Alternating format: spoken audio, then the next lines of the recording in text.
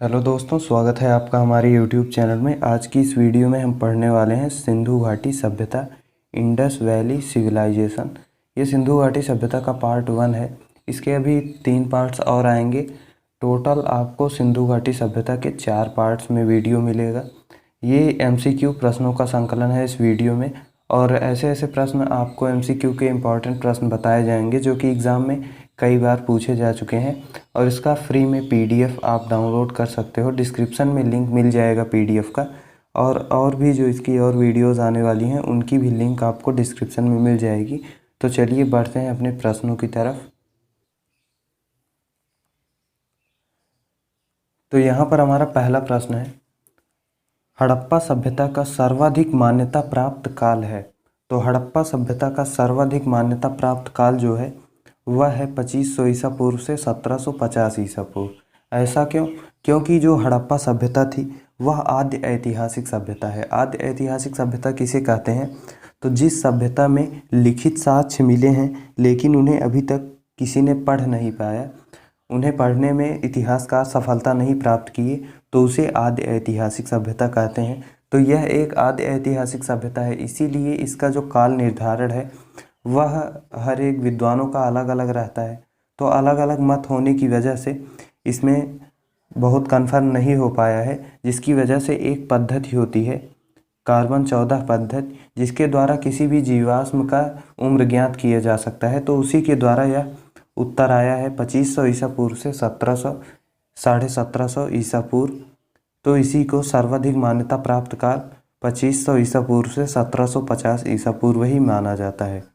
अगला प्रश्न है, सिंधु घाटी की सभ्यता निम्नलिखित में से किस सभ्यता के समकालीन नहीं थी? तो जो सिंधु घाटी सभ्यता थी वह यहाँ पर ग्रीक की सभ्यता के समकालीन नहीं थी, क्योंकि जो मिस्र की सभ्यता थी, मिस्र की सभ्यता में जो आभूषण मिले हैं, श्रृंगार के जो सामान मिले हैं, वे सिंधु घाटी सभ्यता की जैसे ही हैं। और जो मेसोपोटामिया में बर्तन पाए गए हैं वे सिंधु घाटी सभ्यता के जैसे हैं। और चीन की सभ्यता में, चीन की एक सभ्यता थी, उसके सभ्यता के जो चित्र हैं वे सिंधु घाटी सभ्यता के चित्रों के समान हैं। और मिस्र की सभ्यता, मेसोपोटामिया की सभ्यता और चीन की सभ्यता से सिंधु घाटी सभ्यता का व्यापार होता था, जिसकी वजह से ये तीनों जो सभ्यताएं हैं ये सिंधु घाटी सभ्यता के समकालीन थी, जबकि ग्रीक की सभ्यता सिंधु घाटी सभ्यता के समकालीन नहीं थी।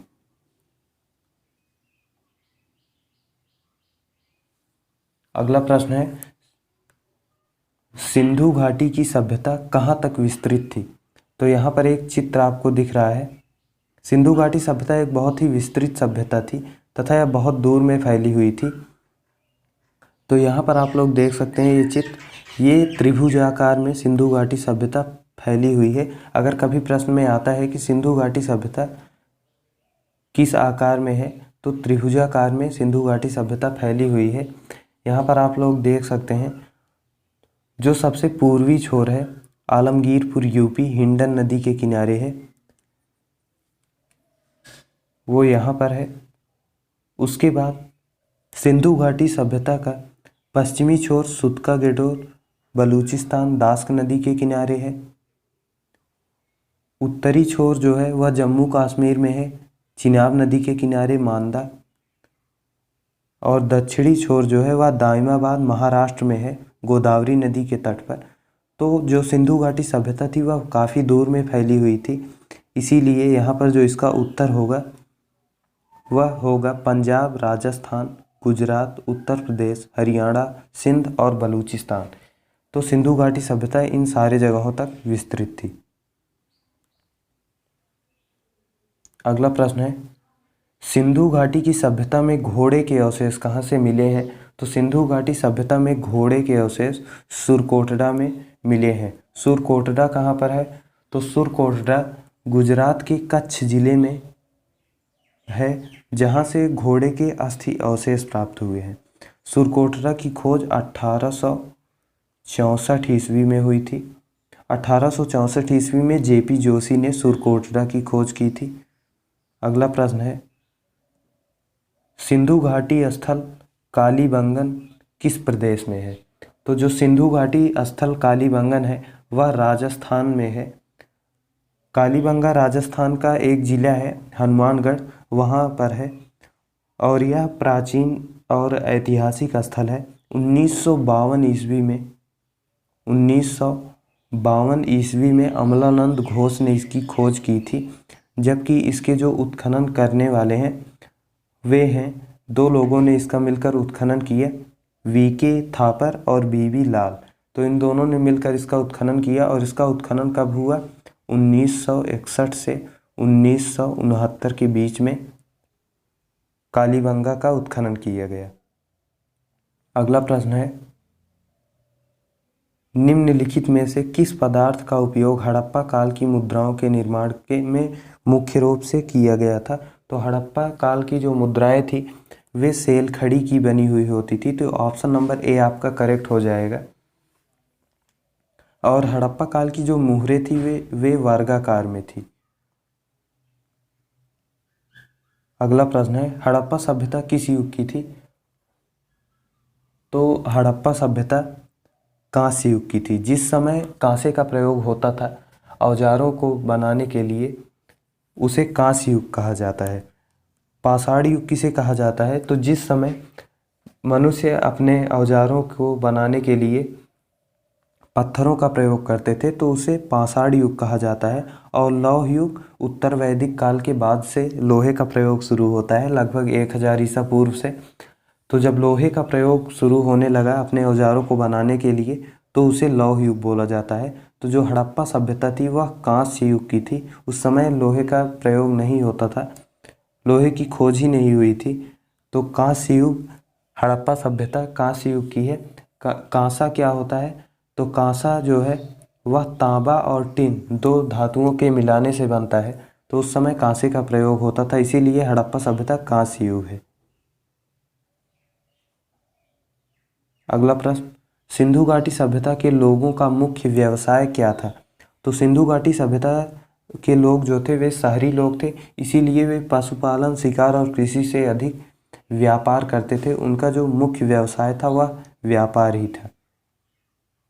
अगला प्रश्न, हड़प्पा सभ्यता के निवासी थे? तो हड़प्पा सभ्यता के निवासी शहरी थे, क्योंकि वे लोग व्यापार से अपना जीवन यापन करते थे।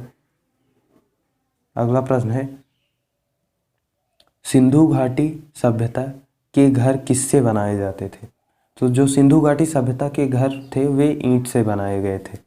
ईंट कैसा होता था? तो ईंट या तो धूप में सुखाया हुआ होता था या तो आग में पकाया हुआ होता था। और सिंधु घाटी सभ्यता की ईंटों की एक विशेषता और है कि वहाँ पर जो भी ईंट प्राप्त हुए हैं वे एक समान अनुपात में हैं। जैसे जो भी ईंट प्राप्त हुए हैं वह 4:2:1 में पाए गए हैं।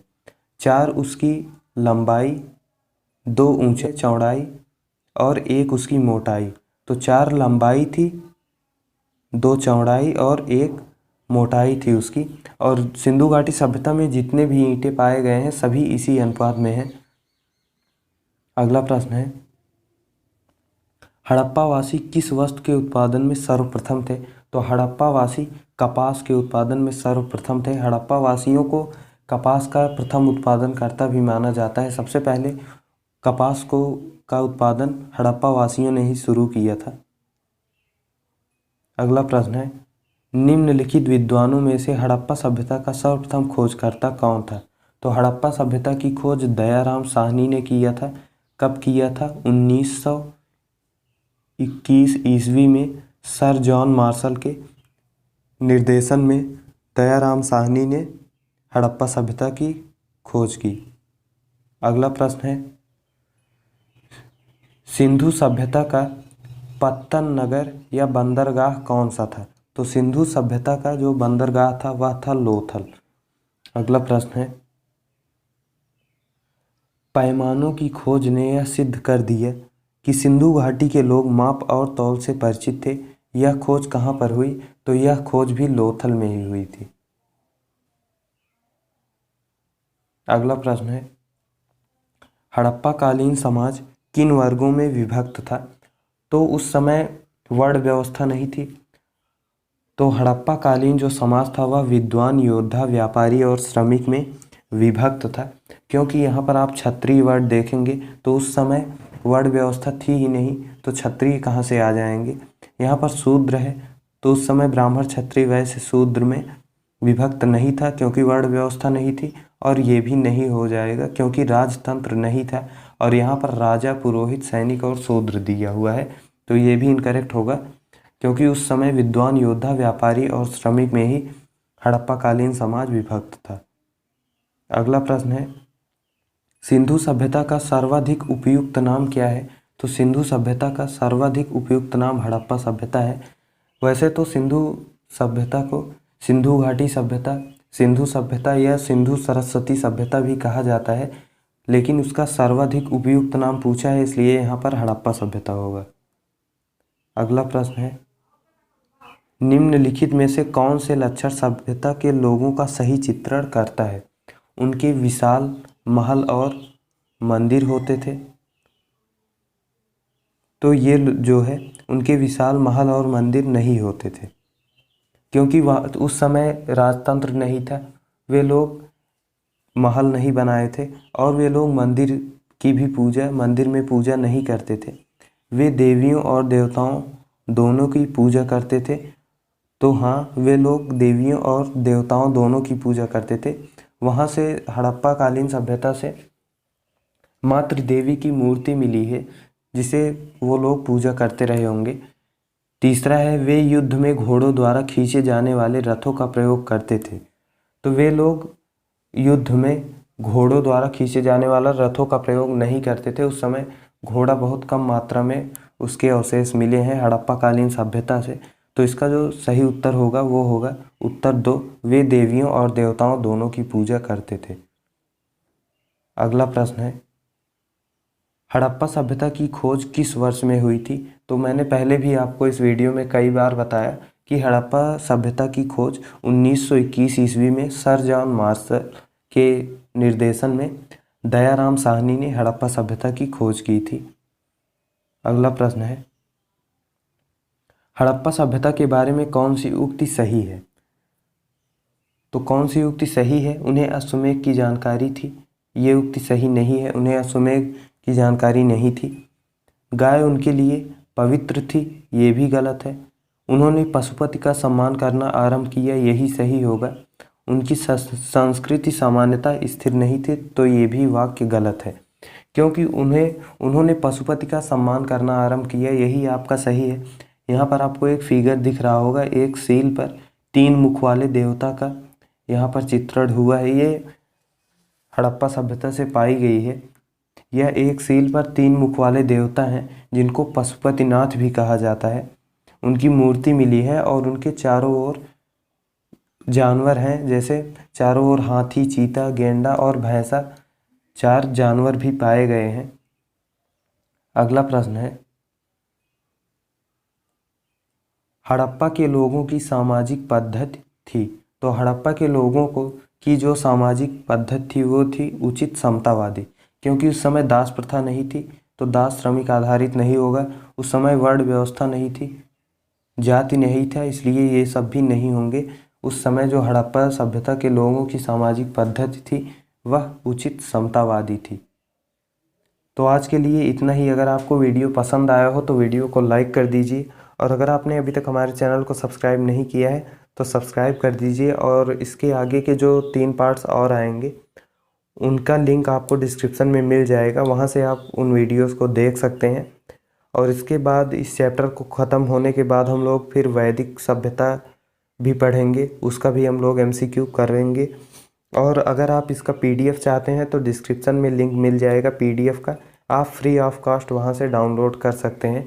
थैंक्स फॉर वॉचिंग, मिलते हैं अगली वीडियो में।